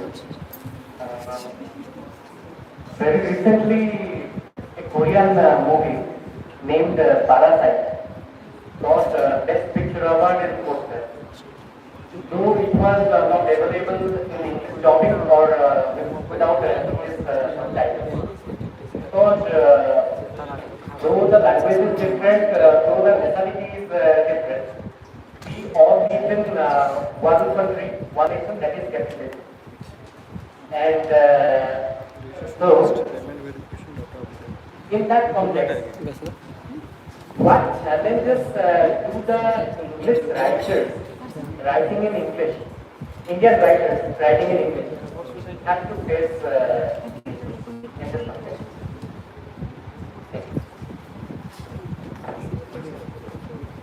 No challenge. Right? This is the world we live in. And this is the world, this is the market. It's circulation. It's what takes you where. Somebody once told me that the market shake of English system gone. We are no longer shake in the Western market. So to be, what is the challenge? Challenge is to create a buzz again. If that's what gets the market, if that's what gets people reading, right? Otherwise, all of us, if you look at it in those terms, all of us are puppets. All of us are buffeted by the wings of capitalism. Even publishers don't know sometimes how books circulate, what to promote, how to promote. Right. Then the publisher should know about the designers. That's the time for engineers, one must know. What the writers come from elsewhere. And that's true. We've seen other writers, other nations, including Korea. they South Korea take over the market as well. So I was just only so I was country, I don't know what we are, and I try to dissociate a bit from the market itself. Impossible. It's a scholarly act. I understand. No writer can actually afford to dissociate it from the market because then people won't publish the thing. Right? If they don't sell, the second book may not be published at all. But I know that Dr. Alvarez thought I may speak a bit about translation. I would just say that for Indian English literature to be seen as failure by everybody within this country is to be seen specific as location specific. In the sense that if there is a literature, you should be reading literature written by Odia people in English and by Odia people in different emotions. In Odia and understand. Okay? So all that should be read together. We compare in terms of what they say, even what they say about location, all the intersections. If that is done, then you have a healthier way of looking at it. And in literature, for writers to be good for Indian writers, to be read in this context, to be speaking and to be referring to the same words as other writers who have fiction. And they circulate across India. And that is always kind of the problem that most writers in that location will have, that you are being read across India, whereas I am as Korea as you. They often have more Korea than you, but I am not being read across India. Which is where you need translation, more and more translation, but not just into English, but into all Indian language. And when you have translation from all Indian language, and English writers are translated languages as well, you can get an idea of Indian literature language right now. So the challenge I would say is to be able to communicate to different people in the country. And that is for me to write. That's any right.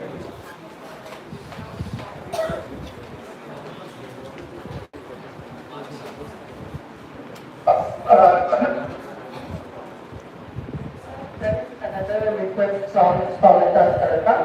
She's asking if you could shed some light on Indian English as described by cultural.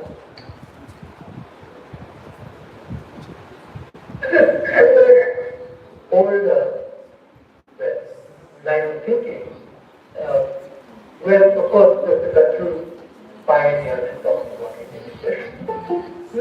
Big like as examples of this construction in English, there are a lot of literature.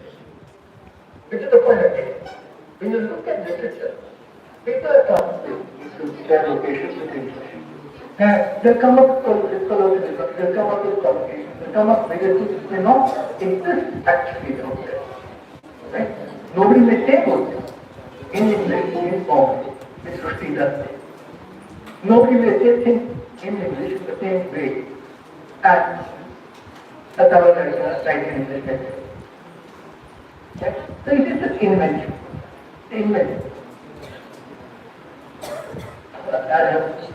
Kachru also himself read that the Gaja of English in Kantapur is different to Gaja of English in the Serpent. So if the writer's English is different in different books, different novels, different poetry, so on, and poetry collection, how can you then say this is Indian? This is that person creation of an Indian English in a specific context. So this has been my critique of Kachru, because if Kachru were to talk about the speech language, or record, if they have recordings of people pitch it and do this, Marathi and but it is across the country. Right, or various kinds of English spoken that people speak. Then you can see if there's a commonality and there's something up there. The only thing I say about the opportunity this is that most educated Indians on the whole will speak English with equal stress or not. We don't follow syllables, we don't enunciate syllables, pronounce syllables, we make the don't exist. We will never say India, as a British will say India. Right?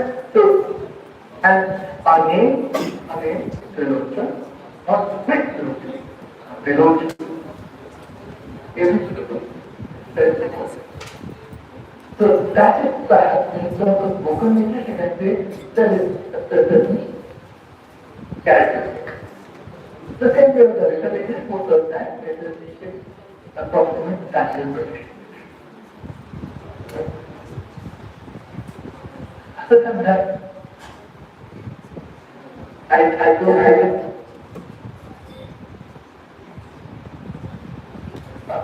As you said, I would like our chair and the sir to give an insight on your session.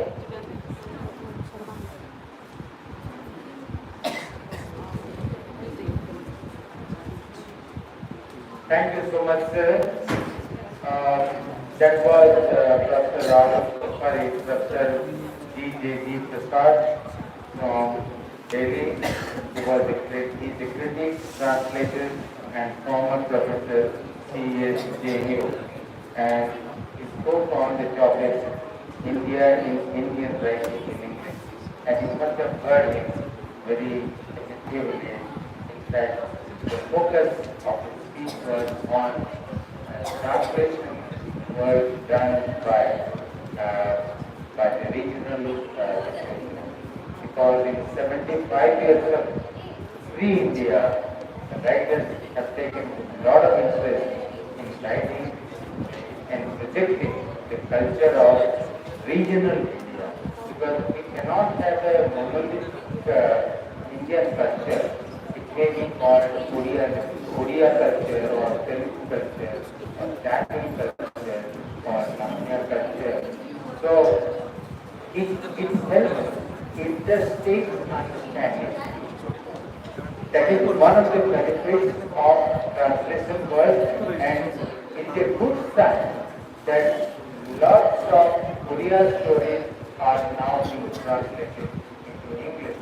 That not only popularizes our literature, it also protects and it emphasizes our rich heritage and cultural roots of Odisha, and people in the state, in the national level, in the international level will understand Odisha better.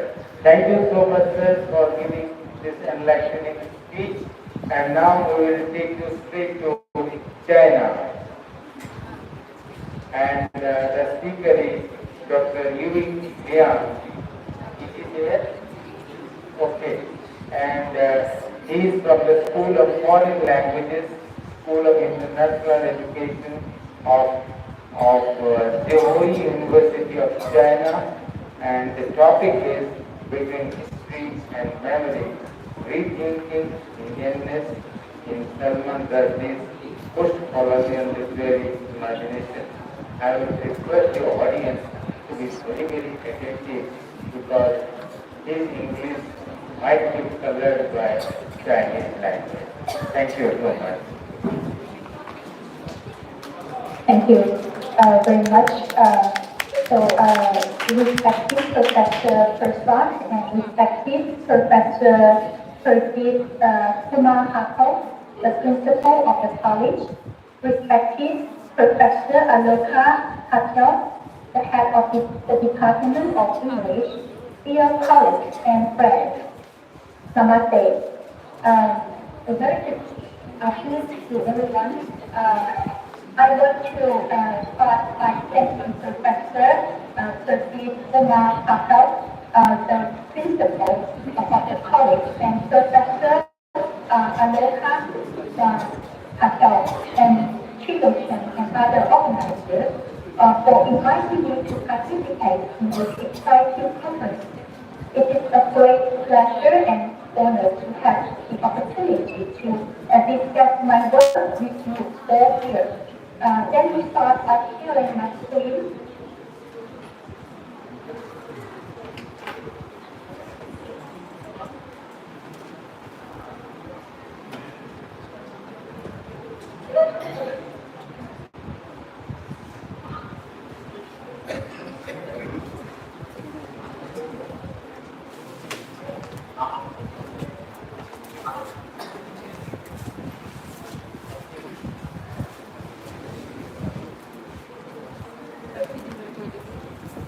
I hope, there we go, I hope you can see my slide.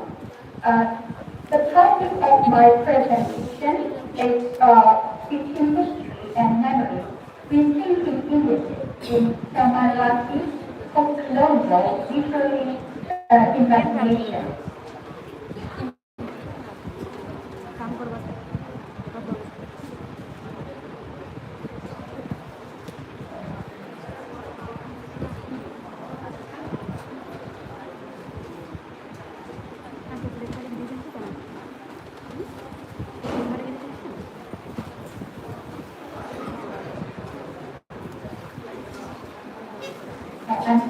I'm very familiar with this attendee, so I just want to show the screen of my just give me 1 second.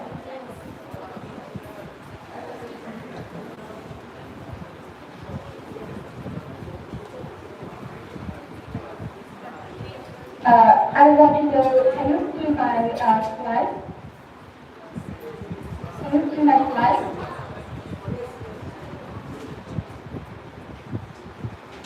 Okay, very good, thank you.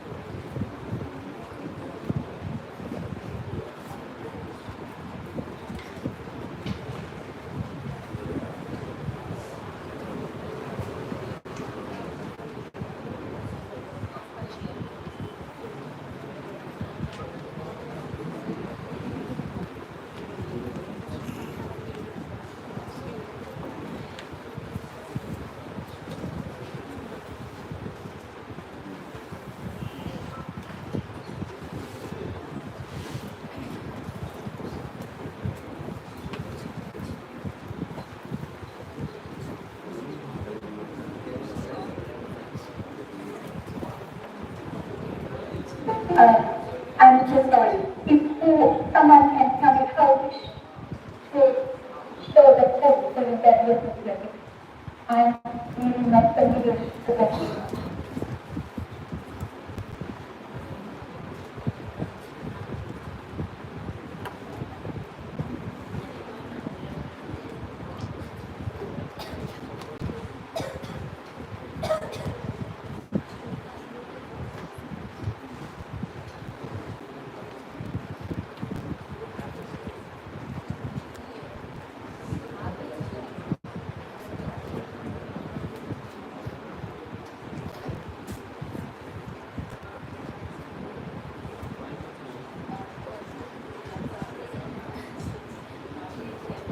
Okay, so yes, here we go. So my topic, the topic of my presentation is about victim history, memory, rethinking images, and my last popular literary imagination. My thoughts take up the connections among literature, culture, and cultural memories into every English writing in English. In the first half, we explore the intersectionality of the two contexts essential to be studied. the two concepts of memory and culture. And by doing them the work of that without scholars in the field as Maurice Abra, who is known for his scholarship on collective memory, Avi Roberts, who supported the position as memory as a cultural phenomenon, Jan Altman, who introduced the concept of cultural or collective memory as a new paradigm for cultural studies. Nicholas Heston and James Rees Butcher's post-compiled encyclopedia belonging to editorial series entitled Literature and Cultural Memory testifies to the interdisciplinary orientation of cultural memory studies. Nick Baum and his other scholars physical attitudes and of memory, cultural response in the present, examine the relation of the present to the past, and make explicit the various forms and roles of memory culture whose attempt divide scholarly attention to the social, cultural, and political dimension of memory culture. It argues that memory by its very nature is not only social constructed, but also has a fictionalizing aspect. In the second part, it really sets the work of Astrid Earle and Answer Mooney, in particular, their in-depth exploration of the spectrum of concepts of memory with literary studies, which serve as new approaches to literary studies that are strongly influenced by cultural studies and interdisciplinarity. To emphasize three basic concepts of memory that lie at the heart of the theoretical consideration of Astrid Earle and Ansgar Mooney. The three basic concepts of memory as the memory of literature, memory in literature, and literature as the medium of collective memory, which provides a valuable framework looking to Salman Rushdie's mnemonic lyrics in his widely acclaimed novel, Midnight Student. In my paper, I argue that the protagonist studying Knight's most healthy retrospection focuses on mnemonic force, where the representation of the epic saga of post-independent India unfolds, and that from his autobiographical remembrance, there lies an unmistakable brief of challenges is taken as the indispensable recipe working to reflect Salim's mind and valuing his problem. One of its central arguments is that the art of chanification that operates both as narratological and metaphorical level conveys a sense of mixing, not merely in terms of culinary formula, but more importantly, social formation and cultural association. In this sense, tongue is in its metaphorical sense perceived as a traditional image of Indian culture, helping to illustrate the cultural fabric of Indian society, features as cultural hybridity and diversity, which constitutes part of Indianism that is deeply embedded in Samandazi post-colonial literary imagination. So I'm going to introduce step by step at this point. First of all, I would like to make a brief introduction to the concept of memory in literary studies. With the publication of the French sociologist Maurice Abra's memoir collected, and the German art historian and cultural theorist of Avi Baruch and Pierre Noir Memoir and Jim and Aleta Asmus cultural memory. The two concepts of memory and culture have long been connected. To be specific, Maurice Abra's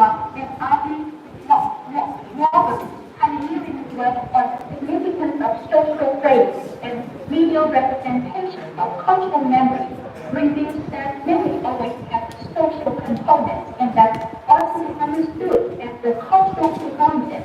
Their application to a collective memory has significantly alone scholarly interest in the social, cultural, and legal dimensions of individual and collective memory, reaching to a peak point in the decade preceding the millennium. In line with the set out of the aforementioned pioneers, Jane Asman introduces the concept of cultural or collective memory into cultural studies and argues that the term can be deployed as a new paradigm for cultural studies under sufficient great amount of research on individual and cultural memory. Opening appears to bear Asman out, testifying to the interdisciplinary orientation of the field. Recent scholars on collective memory have tended to emphasize the social, cultural, and political dimensions of memory culture, revisiting the relationship of the past and the present, and throwing light to the multiple roles that memory culture has had a part to play in the field. An important volume on the link to the link of the past and the present is entitled Action Memory. Cultural reports in the present, which the focus of the analysis is on the presence of cultural recollection, which is to say cultural memory is to be understood as an engagement transpiring at the present time. According to Reed above, cultural memory has become an important topic in the emerging field of cultural studies, where it has replaced and subsumed the discourse of individual memory and of social memory. And in other words, the term cultural memory signifies that memory can be understood as a cultural phenomenon as well as an individual and social one. Despite our differences in theoretical orientation and disciplinary background, we continue to share this primary assumption. We also see cultural memorization as an activity occurring in the present in which the past is continuously modified and redefined even as it continues to shape the future. Further, in the work of artists and understanding, the dialect of past and present is also given a detailed discussion. According to Earl and Mooney, the cognitive. So according to Earl and Mooney, the cognitive and constructive understanding of visual and cultural memory as an activity situated in the present and embedded in present consciously, which has emerged in recent scholarship as far-reaching implications and consequences for the study of both individual memory and memory culture and memory cultures. The central hypothesis of Earl and understanding is that essential instability of the past and the present encompasses the following three aspects. Firstly, cultural memory in a society is a mirror which helps to reflect the present interests, needs, and current levels of experience of that society, while the current level of experience are the defining factors of both how of society acts towards the past and what forms the given memorial culture takes, which is subject to historical resistance. Secondly, it is imperative to reconsider the notion of cultural memory by preferably using the plural form of the term cultural memory as referring to different types of historical, regional, ethnic, national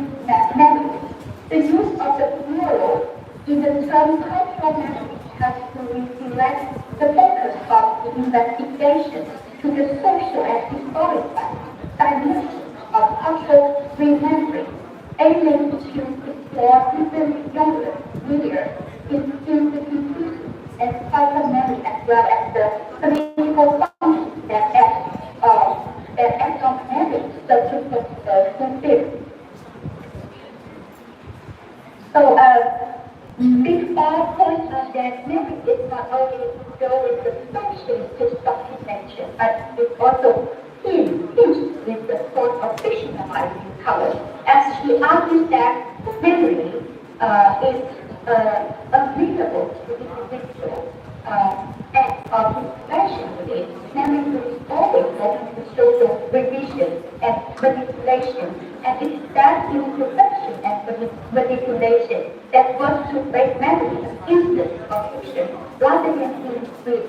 As such, all theoretical approximation on the subject brings forth a new approach to cultural mapping, even extraordinary to its malleable and fictionalized nature. Earl and Norman paper where literature and memory meet towards the systematic approach to the concept of memory used in different aspects, systematic investigation into the relationship of literature and memory, drawn by a variety of approaches to the connections of the two areas. Three basic concepts of memory in literary studies are taken into consideration, namely the memory of literature, memory in literature, and literature as a medium of collective memory. Notably, Earl and Mooney's theoretical consideration on the subject serve to extend the boundaries of literary studies in a significant sense, making it broad enough to embrace approaches that are seen to be strongly influenced by cultural studies and interdisciplinary knowledge. The three concepts of memory in literary studies and Earl and Mooney in literary form are like the first one, the memory of literature. According to Earl and Mooney, literature acquires the memory of its own. In that, literary works can be accepted, thought, understood, and being remembered and listed and read and institutions. And under this concept, there are three sub-concepts. Yes, the first one is intellectual mnemonic as the memory of literature. The second sub-concept is genres as the repository of memory. And the number three one is the canon and literary history as the institutionalized memory of literary science. And the second one, memory in literature. According to Earl and Mooney, a multitude of recent studies deal with the presentation of memory in literary works. They are based first of all on the assumption that literally exists in a relationship to contemporary sources of memory and illustrates its function, process, and properties of memory in the medium of its form. And the number two one. So, literally as a medium of collective memory. So, research into the reality of literary text and their functions in formation and transformation of collective memory has significantly improved in recent years. Such an understanding of the role that literary work plays as medium of memory is historical memory cultural potential for this delivery application of literary studies to the new paradigm of cultural studies. So I try to connect the theory. I try to connect the theory with the literary analysis and criticism and techniques that self-analysis within our children Drawing upon the historical academic output of the Postgrad College, my paper intends to examine Samarati's retrospective narrative, which involves the intertwined history of the public and the private for the integrated subcontinent, featured in his widely acclaimed novel, in the novel, Rush maps out the United States, whereas the text carries out its autobiographical remembrance, unfolding the story, spanning four generations of the family. The memorial presence of the past in Spanish celebration. The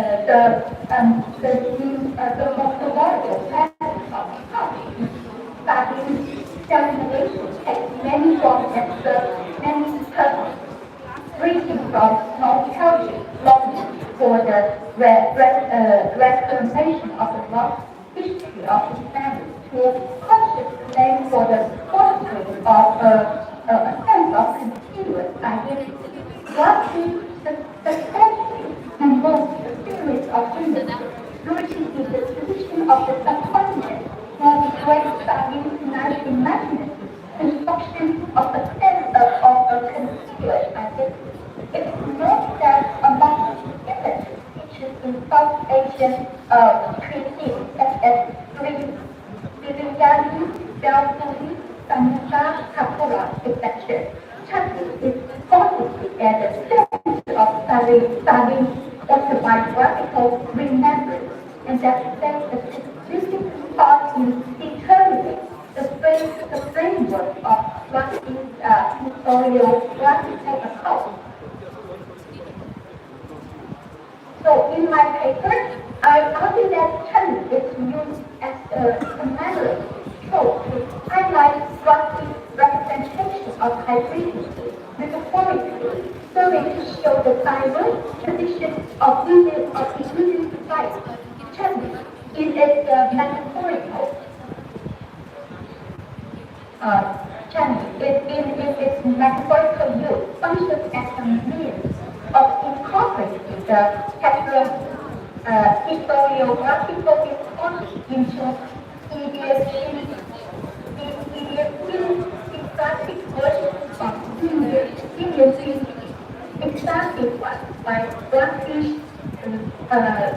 exemplified by Russian representation of multi-faces and complex aspects of Indian hybrid amazing.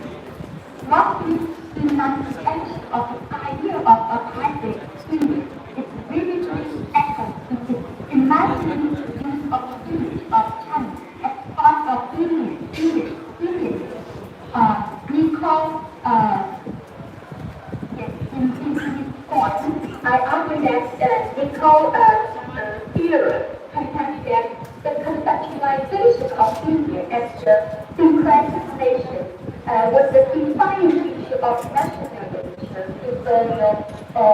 historiography, which was produced by an often self-conscious, hybrid and westernized Indian disease. I think Rushdie is that hybrid elite who self-consciously employs the response of historiography to represent India's diversity hybrid. In so doing, Rushdie succeeds in preserving India's embedded historical consciousness through his act of clarifying memory and history.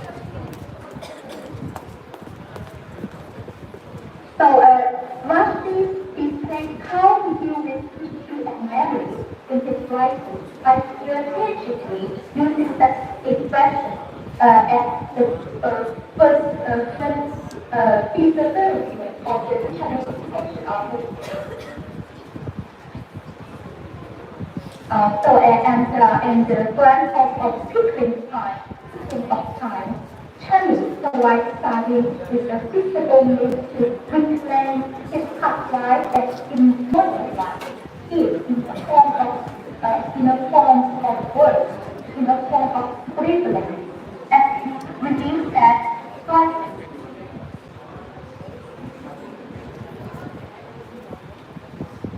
Yes, as we reduce that prices from like taxes comes to unlimited free of charge, and my